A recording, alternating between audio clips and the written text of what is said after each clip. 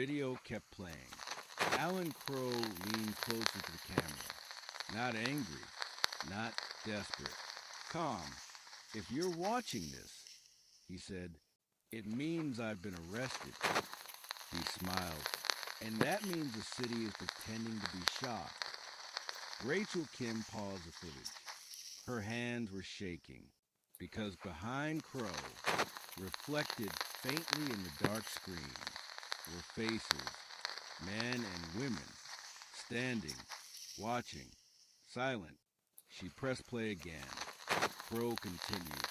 You found the basement, he said. Good. That means you're finally looking where you were never supposed to. The video cut. New file. New date. A list appeared on screen. Names. Dozens of them. Judges. Prosecutors. Police captains. City council members. Even a state senator. Rachel's breath caught. These weren't rumors. Each name came with files. Photos. Bank transfers. Surveillance clips. Bribes. Threats. Disappearances. Crow hadn't been a rogue officer. He'd been a node. Across town, Marcus Hill sat alone in his kitchen. The silence felt heavier than prison. His phone buzzed. Unknown number. He answered. Marcus, Rachel said, her voice tight.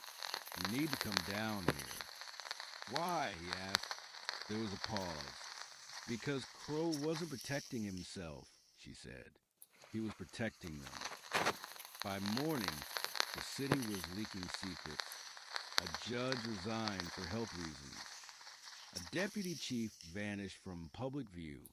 A prosecutor's hard drive was accidentally wiped. Too many coincidences. Too fast. Marcus arrived at the courthouse through a side entrance. No one met his eyes. People who once ignored him now looked away. Rachel handed him a folder. Inside was Lena Brooks' handwriting. Notes, dates, warnings. She'd been mapping the same network. And at the bottom of the last page, one sentence, underlined twice. If Crow falls, they will come for witness. That night, Marcus noticed a car parked across from his house. Engine running. Lights off. He watched from the window. The car didn't move. Didn't need to. Rachel couldn't sleep. She replayed the video again. This time, she noticed something new. A timestamp. The file had been uploaded after Crow's arrest, which meant someone else had access. Her phone rang at 2:14 a.m. Blocked number. She answered anyway. A distorted voice spoke. You should stop digging. Rachel stayed silent. You freed the janitor, the voice continued.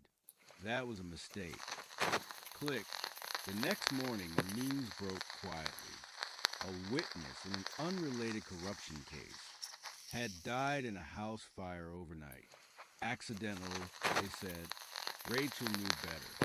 Marcus opened his mailbox.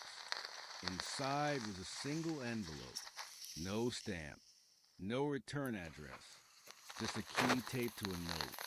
3 words. You were right. He turned around. The parked car was gone. But the feeling remained. Heavy. Watching. Back at the courthouse. Rachel opened one final file from Crow's basement. It was labeled simply, Contingency. Inside was a list of locations. Basements, storage units, rural properties, and one address circled in red.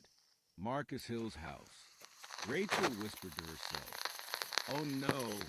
That night, Marcus heard footsteps upstairs.